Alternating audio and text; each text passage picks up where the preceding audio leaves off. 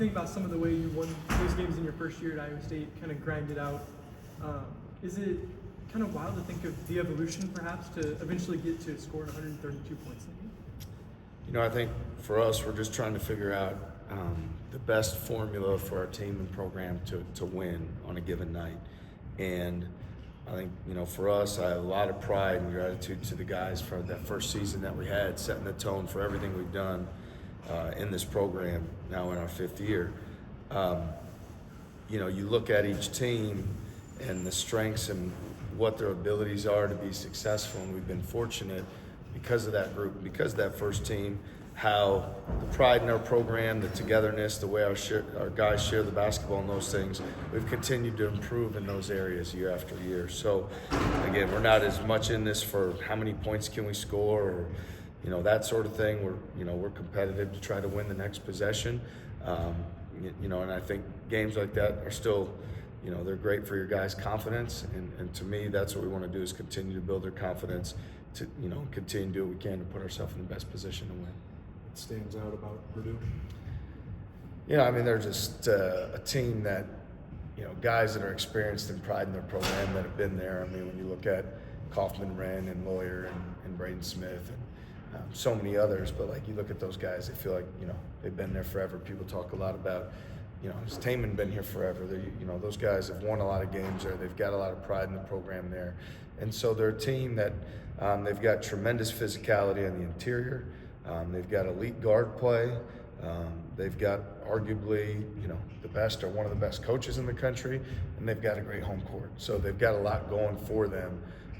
It's going to be important for us to control the things that we can, to do the things that we incorporate every day as our daily habits, because we realize there's a lot of things about their team, their program, their players, their coaches that are really special. What you got a health update at all? Yeah, I mean, Taman was practiced today. We'll keep evaluating him as we go into the game, but that's a positive sign that he did practice. So we'll reevaluate him when we get over to the hotel this afternoon, evaluate him again in the morning, and we won't put him in position to do anything his body's not ready to do. And at the same time, if all signs point to him being ready to go, then, you know, we'll look for him to play. And Dom practiced today as well, and you know, very similar in terms of his ability to return. Just don't want to put those guys in position to try to, you know, do things that could re-injure, re-aggravate. Want to make sure they're fully back. So we'll keep Vic, you know, does a great job. Our training staff, medical staff does a great job. We'll just keep evaluating as we go into the game. But I think positive sign on both fronts that they both were able to practice today. You talked earlier about Mackey Arena. What's it mean to you to have this opportunity to go on the road and play the number one team in the country? Iowa State's never beaten the number one team in the country on the road before. Yeah, no, we've, you know, had a couple opportunities since we've been here. Like, regardless of what teams are ranked, I've got tremendous respect for the Purdue program, tremendous respect for Coach Painter. He's a mentor and friend and someone I hold in a very high regard. It's a place, a venue I've never been to. But it's an opportunity for us in our program to show the hard work, the discipline, the accountability, and the things that we take pride in every single day. So to do that on, you know, the biggest stage against, you know, the best team and coaches and all that it's a neat opportunity. But, you know, we've got to focus on the controllables, the things that we need to do well, and we're confident that when we do that, you know, the games will go our way. The non-league challenges, home and homes, went away for you guys for a while. Is this something you would like to see ongoing, or is that even an answerable question given how often those change? Yeah, I think there's so many things that are fluid with scheduling, and I think you have to look at your team and try to determine best you can what's going to give you the best chance to enter postseason play and evaluate what that team you know, can endure, because I think you're trying to blend how competitive can your schedule be, and then yet there's a necessary amount of winning that needs to happen. There's not a lot of times on, you know, Selection Sunday they talk about great losses, right? So I think you're trying to blend those two together at all times. You know, I think people look at when you're doing these home games in many instances, and it's tough to go on the road and win. And so I think there's times that, you know, the neutral court alternatives that are being presented more and more to people are attractive because it's more of a 50-50 game. And for us, we'll continue to pursue all opportunities. I mean, we like to be able to bring a team next year like Purdue in for our fans. Our fans deserve that, and it's something we're going to keep working really hard to try to find those opportunities. But it's my responsibility overall to make sure that the schedule we play is best for that team on that given year. And we put a lot of intent into it. Micah Byers on our staff is very diligent with the research and the work that he does, and we all work hand in hand to try to make that schedule the best that it can be for that team to perform well that season. How difficult is it to defend a team like Purdue that has multiple guys who can hurt you from beyond the arc, but then also has, you know, Trick Hoffman, right, who I think had more field goals, Oscar Clough on the interior, where they can hurt you both from the outside and on the interior from a high percentage perspective? Yeah, there's a lot of difficult choices that go into defending a team like Purdue that's so, you know, balanced and well equipped to beat you from three, beat you at the rim.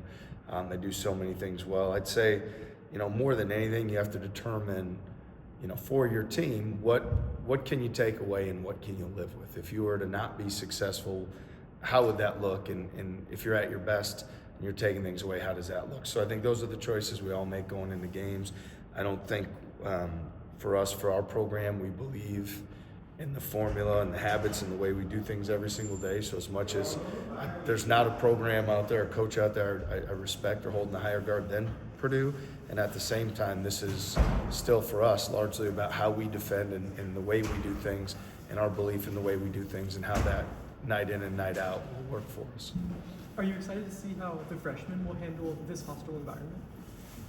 Yeah, I mean, those guys have done a great job with everything we've put in front of them. You know, I think you saw the first game, even, you know, you go to Creighton in the exhibition, you work through some things there. Then first, you know, game at the Pentagon, you're playing against a Power 5 opponent, you work through some things there. And then certainly the Las Vegas trip, those guys took some big steps forward in terms of growth. So I'm excited for them. They work extremely hard. They're great habits guys. It's as strong of a freshman class or better freshman class than what we've had in terms of top to bottom and how those guys are contributing right away. So we have belief in those guys, confidence in those guys. And again, regardless of environment, opponent, it's the same game that we play every single day, and those guys have done a good job playing it so far. When you look at what Blake did out in Vegas, how much can that carry over into a game like this when Purdue has so much size? Well, I think it says a lot about Blake that his best game, to me, you know, was overall start to finish was probably Mississippi State, the first time we went out and played a Power 5 opponent. And at the same time, the last 6 minutes of the St. John's game, he had the greatest impact on winning of anybody. I mean, he had 3 offensive rebounds, and he finishing plays, making foul shots, and doing it against the guy who's picked as a Big East Player of the Year. So Blake's proven a lot already in his short tenure as a Cyclone, and it's another opportunity for him to prove what we know he can do. I mean, and he's a dynamic playmaker. He's an active defender. He's a finisher at the rim. He's just a really smart, intelligent, competitive basketball player. Heisey maybe hasn't had the statistical impact on the box score, but what does it say about his ability to go out there and still play 36, 37 minutes every night? And do you feel like his moment is coming? Well, I think for Nate, you know, he values winning, competing, being physical. You know, he doesn't deem his value as a basketball player in terms of scoring as much. And so I think at times he could think about himself a little bit more in that category, and yet, you know, he does so many winning things for us. He's such a competitor. He's a guy that wants the toughest matchup. He wants to rebound. He wants to make plays for his teammates. So, you know, as much as whatever a stat sheet says, I would say that Nate Heisey is a huge, huge part of winning for us, regardless of what a piece of paper is going to say. He does so many things. Thanks, guys.